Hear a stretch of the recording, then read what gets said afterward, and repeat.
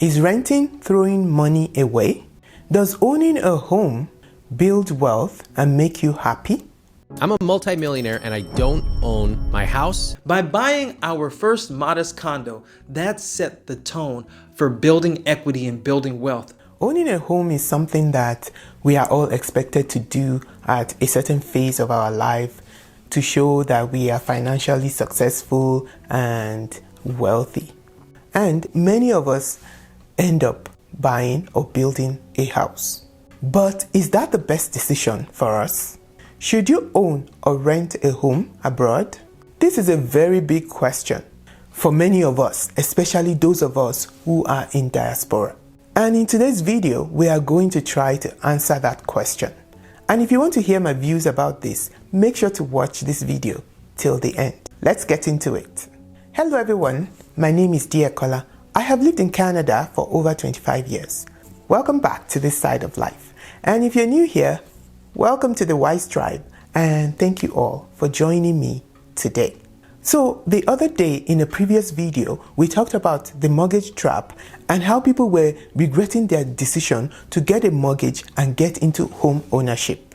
In today's video, let us jump into the rent versus buy debate. And at the end of the video, I am hoping that you will have all the information you need to be able to decide which one is better for you.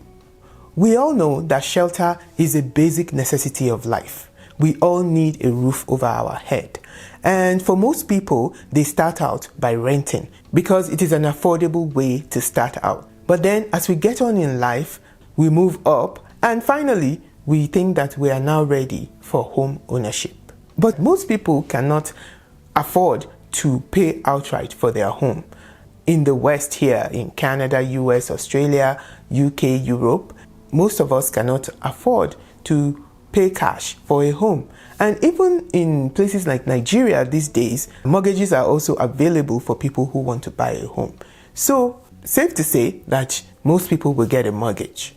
And the thing about mortgages and owning a home is that apart from the mortgage payment that you have to make every month, there are many other additional costs that you need to pay when you buy a house. And those costs include costs that you pay at the time you buy the house and also ongoing costs. Like for example, if a house is $500,000, in addition to that amount, you will have to pay your realtor fees, your legal fees, your inspection fees, and your closing costs. And then ongoing, after you purchase the house, you have to continue to pay every month your insurance because you have to insure your home, you have to pay your property taxes, and you have to pay maintenance fees. Like kitchen sink gets blocked, the kitchen faucet gives out, the roof needs to be replaced. You have to pay all those costs in addition to your mortgage payment. And of course, one of the biggest ongoing costs of a mortgage is the interest that you pay on your mortgage.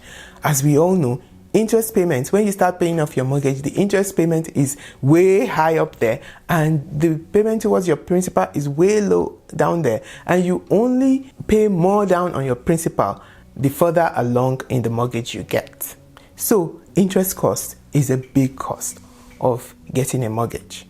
Now, some financial gurus have come up with a simplified formula of how you can think about these ongoing costs that you have to pay on your mortgage. And they say that you can just estimate that you will pay 1% of the cost of the house per year on maintenance fees, 1% of the cost of the house per year on property taxes, and 3% of the cost of the house per year on interest payments on the average. So generally, just think about it like on top of your mortgage, you are paying at least 5% more per year on all these other additional costs. Okay, keep that in mind and I will come back to that later on in this video. Another thing about owning a home is that you now have an asset to your name, which is your house, right? Because a building is an asset. Even though you just own a small part of this asset at this time and the bank owns the chunk of the value of the asset. But you can grow your ownership of the asset over time as you pay off your mortgage. And this is what we refer to as building your equity. So you are building your equity in that house over time as you pay your mortgage. And then another thing about owning a house is that it is a long-term commitment. You cannot just buy a house today, move into the house, and then sell it tomorrow or sell it next month. It takes time to purchase a house. It takes time to sell a house and move to another place. So when you own a home, you don't have the flexibility of movement, right? You are committed for a length of time to that particular home, especially if it is your primary residence. And I think right now we are talking about your primary residence. On the other hand, if you were renting, you pay your rent at the end of every month and you are done. Unless if you decide that you want to take out renter or tenant insurance to protect the content of your home from damage or theft. But in Canada, for example, it is not mandatory. So really, all you owe for renting is your rent to the landlord. If anything goes wrong in the house, if something happens to the roof, if something goes wrong with the plumbing, you pick up your phone and call your landlord, and the landlord comes and fixes it, right? I mean, I have experienced that. I have had to go out in a rainstorm to go and fix a leak in one of our rental apartments. So yeah, if you are renting, you don't have that responsibility. You don't have all the additional costs. You don't have maintenance costs. You don't have property taxes to pay. So you can say that it is cheaper to rent than to buy when you're comparing the same house. That is the joy of renting. But when you rent, you do not have an asset to your name, right? That is why some people say that, renting is throwing away money and paying somebody else's mortgage, because you are paying your rent, but you are not building equity. You don't have any assets to your name, and you're just paying for living in the place. And that's it. However, when you rent, the theory is that because you are paying less on rent, then you have that extra money that you would have paid if you owned the home available to you to be able to do anything you want with it. And what people say is that you can then take that money and go and invest it in something like the stock market or any other investment vehicle. And the thinking is that if you invest that money, you might actually get ahead of the person who bought a house. And that is why people say that instead of buying a home, you should rent and then invest the difference. That is, invest the extra money that you have because you did not buy a home. Also, if you rent, you have relative flexibility. Like you are not tied to the home. And if you decide that, I don't like this place anymore, you can just go and rent another place. So you have the flexibility of movement. You are not tied to one place when you rent. Okay, having gone over the facts about renting and owning, now let us talk about the myths and the realities of these two options, right? The first myth I want to talk about is that renting is paying somebody's mortgage or throwing money away. You do need a place to stay. So it is not throwing money away. You are getting utility for renting. You are getting a shelter over your head. And apart from that, just like we've said, buying is more expensive with more additional costs than renting. So when you rent, the opportunity that you have is to be able to take the extra money that you would have spent on owning, the 5% extra that we talked about earlier on in this video. You can take that 5% and invest it in the stock market or any other investment vehicle and earn money through that without having all the hassle of having to maintain the house and running up and down to fix the roof and things like that. That could actually turn out to be a better financial decision than buying a house. So the people who are of that opinion would say, instead of buying, you should rent forever and invest the difference. But the fact is that not everybody can do this.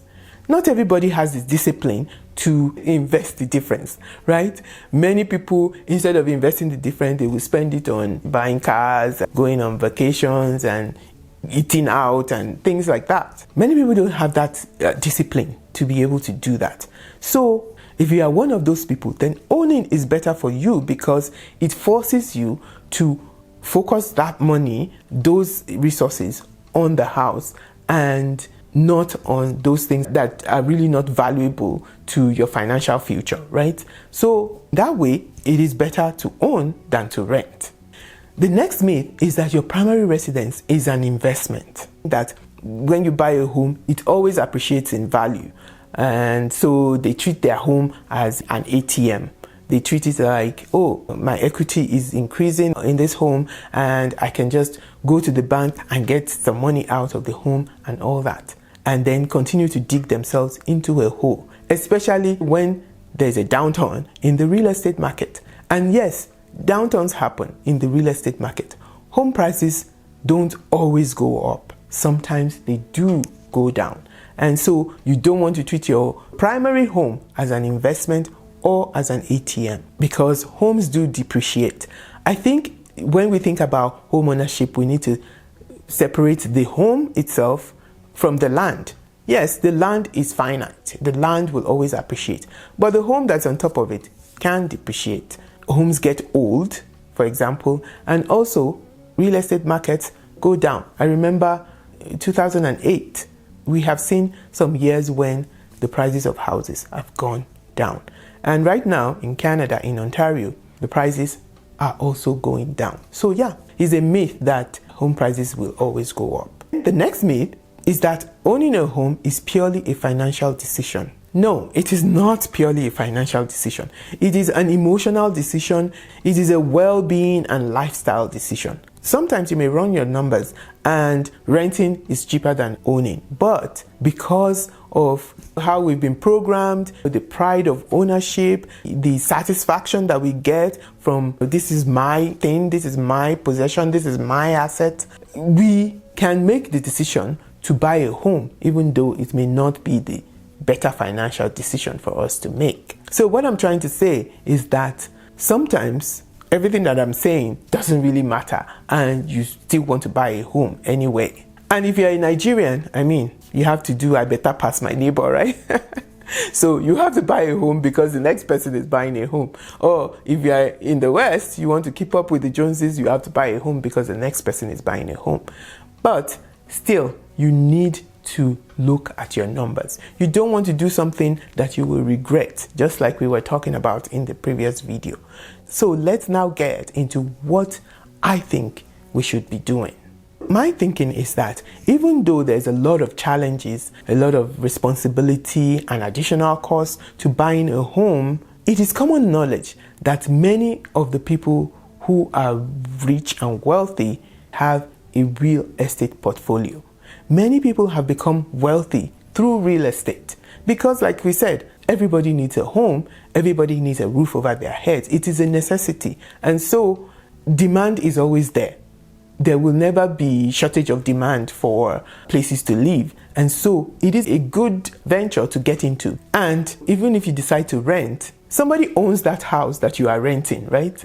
So why can't I be one of those people that own the place that people are renting? And also, there are many things that you can do to take advantage of the real estate and home ownership opportunity, and also still have the option of investing in the stock market and doing all these other investments that we talked about as well. I'm talking about how you can eat your cake and have it, take the middle of the road and take a bite out of home ownership, as well as investing in other types of investment vehicles. The first thing that I would say you should do is make sure you look at your numbers. Whether you are purchasing a home emotionally or you are looking at it as a financial decision, whatever you are doing, you always need to look at the numbers. Don't just do things blindly. Do your research, find out all the information that's important. And if you are trying to decide between renting and buying, look at the numbers and let the numbers lead you. Be objective. And even if you decide that you still want to go and buy a house anyway, at least you know what you are getting yourself into. That is the first thing that you need to do. And then you can rent. But I do not think you should rent forever. And if you buy, don't put all your resources, all your money into your house. You need to leave some money to invest. Everybody has heard about diversification, right? You shouldn't put all your eggs in one basket. You buy a house, good. You also save some money to be able to do other kinds of investments so that you are diversified. And if the housing market crashes, then all your money, all your savings is gone. No, you don't want that. So that is a good reason not to put all your money in your house. And if you have a mortgage for your house, I'm an advocate that you should pay it off ASAP. so that you can free up money to make other investments. And like I said, you can eat your cake and have it. You can do this by house hacking. For example, you can buy a house that you can rent out part of it. In Canada, our houses have basements. Buy a house that has a basement and rent out the basement so that the basement tenant is paying part of your mortgage, and so you can accelerate your mortgage and pay off your mortgage faster. Also, you can use that money and invest in the stock market and invest in other places as well, so that not all your money is in your house. So that's house hacking. And like I said, somebody owns all those houses that are being rented out. So why can't you be a landlord? Why can't somebody else pay your mortgage? For that, you should look at becoming a real estate investor.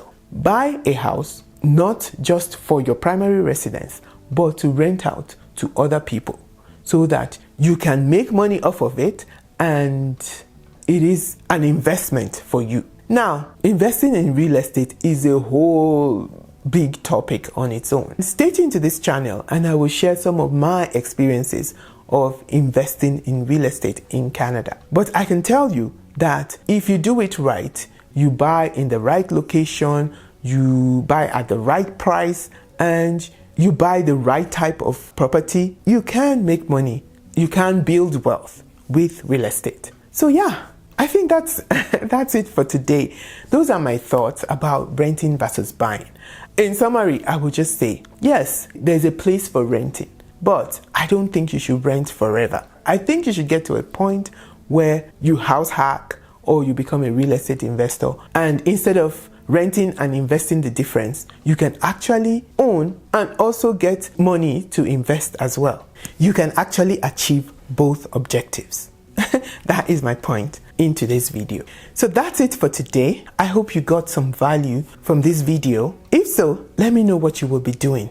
Will you be renting? Will you be house hacking? Will you be investing in real estate and becoming a landlord? Do let me know in the comment section below.